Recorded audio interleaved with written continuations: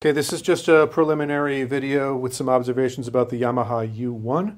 This is going to be a bit of an information overload. Bear with me.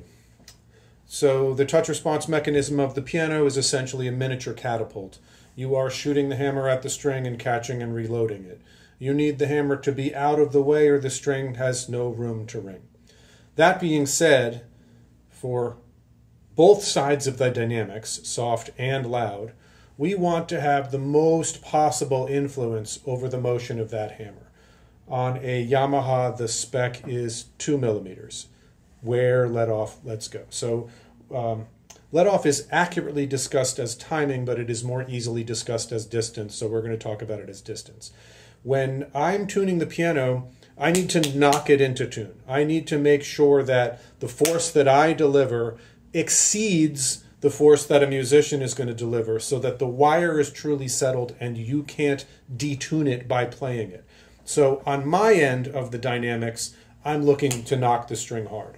On the musician side, they're more interested in soft, combinations of soft and loud, being able to color different notes of the chord to speak more vibrantly. So it's all about combinations of soft to loud. Your let off is very early. Too far away from the string. And I'll show you this in the piano when I'm done talking with my hands. So for the musician, it's not really possible to cross that great a distance. We've got influence, influence, influence, then we shoot our catapult too early, and now it's hard to cross that great distance with the soft energy we've given it when you're trying to play soft. As the technician, again, I'm trying to knock it as hard as possible. And so, if you're trying to karate chop through a piece of wood and you stop putting effort in 3/4 of the way there, then not as much punch arrives as otherwise is available. So that's what's happening on the touch response of your piano. Very medium, and it kind of feels like you're playing into the air, like not a lot of your keystroke is actually engaged with the hammer. We're going to look at this and talk about some of the physical side effects of having early let off. So, from above, this is just a random cross section. So this is a below a 440, and you can see how close and or far that is. So that one actually, see if I can get the camera to line up a little better. Here, let's see about that. So you can see how far apart, that's middle C. Right, so when the musician's trying to play softly, it just can't. I would like that amount of force to deliver a soft tone.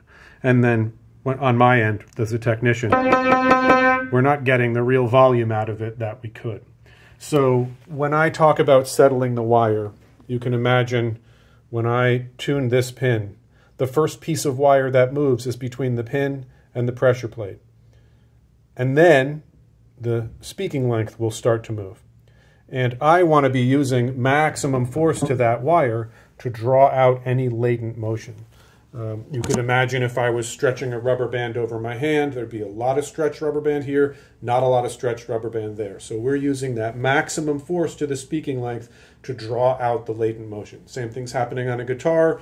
You turn the tuning peg, the piece of wire between the tuning peg and the nut moves first and most, and then you have to kind of bend, pull, push in order to get the equalization of latent motion onto the speaking length. So that's happening on the piano, and it can be corrected. It's not a terribly difficult change to correct the let off. The issue is that this is probably the most common misadjustment that I see on the piano, is early let off. So in all likelihood, there was a symptom that was attempted to alleviate or get rid of incorrectly.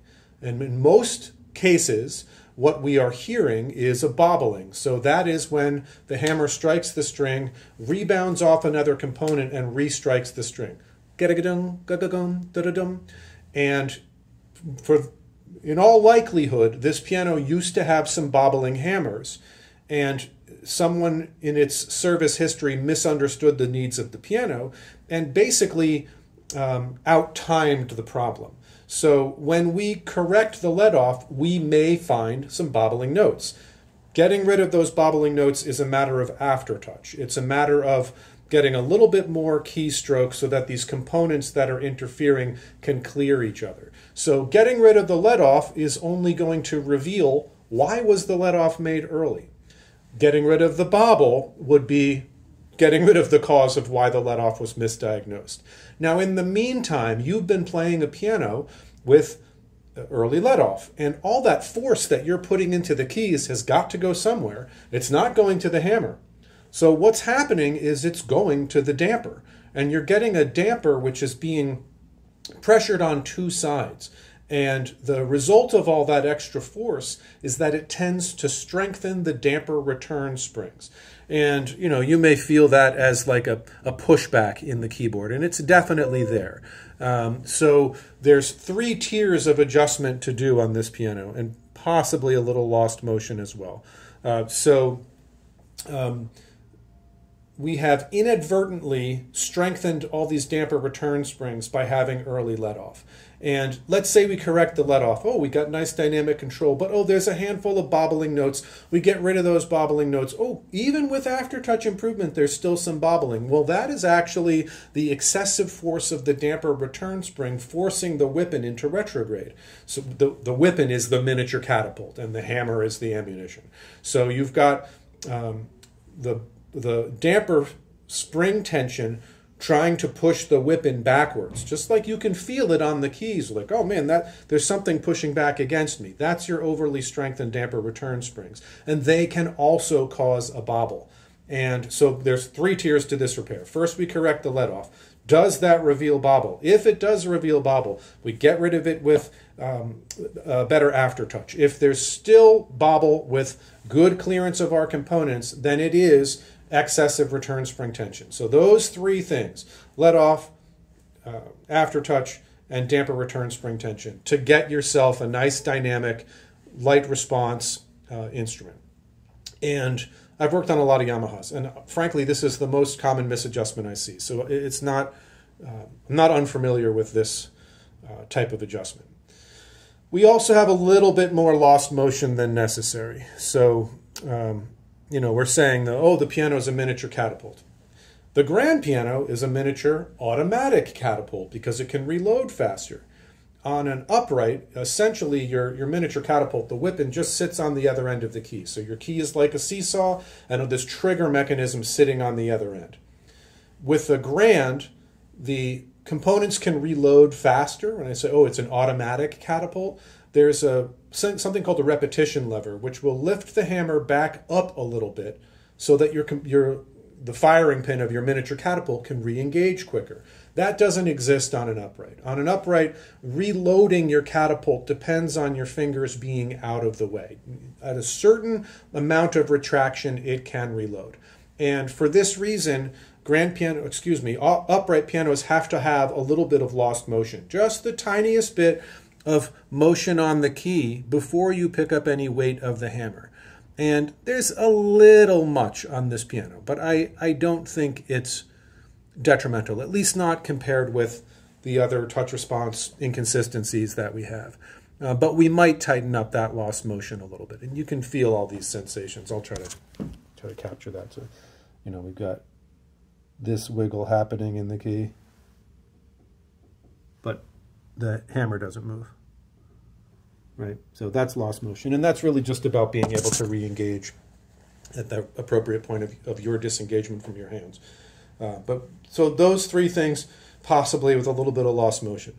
We're definitely going to tune the piano. I haven't measured the pitch. We also have some concerns that I may be able to alleviate just by looking up the serial number about weatherization. So Yamaha is the industry leader for machine-built pianos, and there is a reason for that. I love Yamaha, especially in recording studios. They are incredibly consistent, incredibly reliable, and they are a workhorse.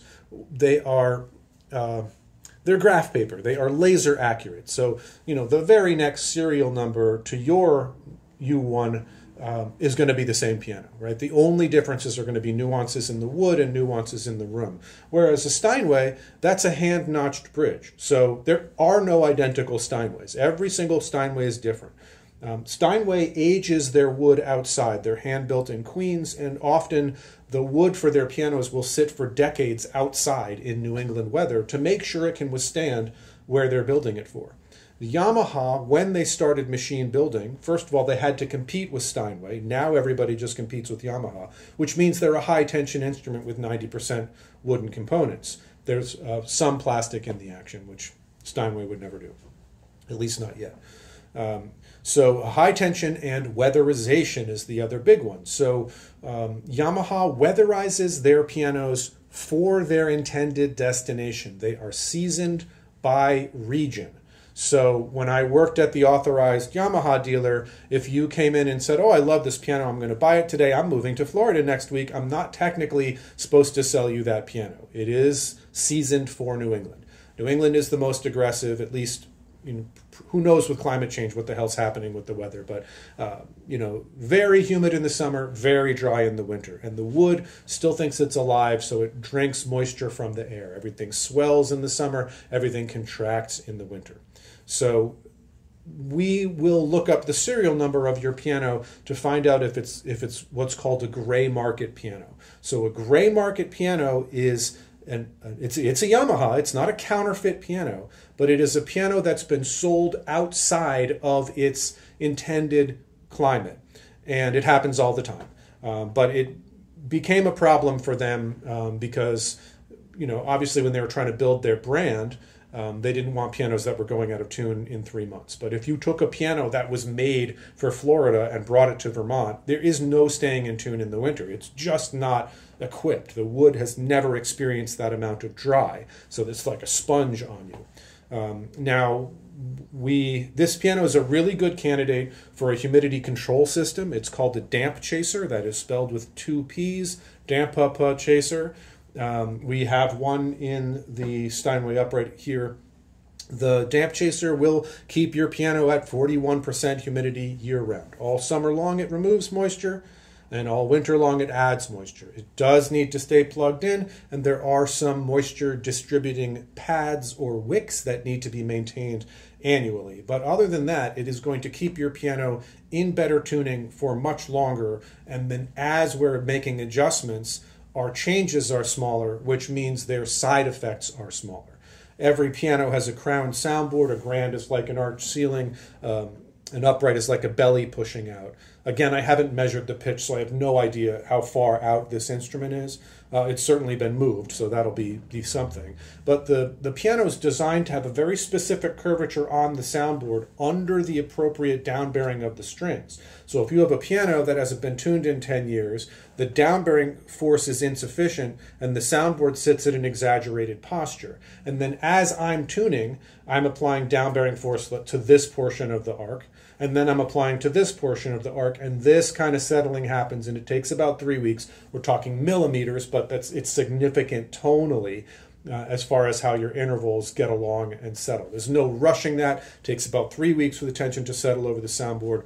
I haven't measured this, so I have no idea where we are as far as how much torquing are we going to get. But if you have a Damp Chaser, once you've got it in tune, then you're not getting swelling and contracting cellularly on the soundboard. So all summer long the soundboard swells, all winter long it contracts. So you freeze time on the components, and you make it so that when you make changes, the side effects are less. You can imagine if I'm pushing down on this portion of the crown, what actually happens is this portion goes down, but the neighboring parts of the crown bulb a little. So every change you make on a piano has side effects. The smaller the change, the smaller the side effects. At some point, especially in a recording studio that's getting a ton of attention, the side effects become negligible because you're making such refined changes. So that's just my first blush of the piano. I will know more as I'm tuning. Sorry for the information overload.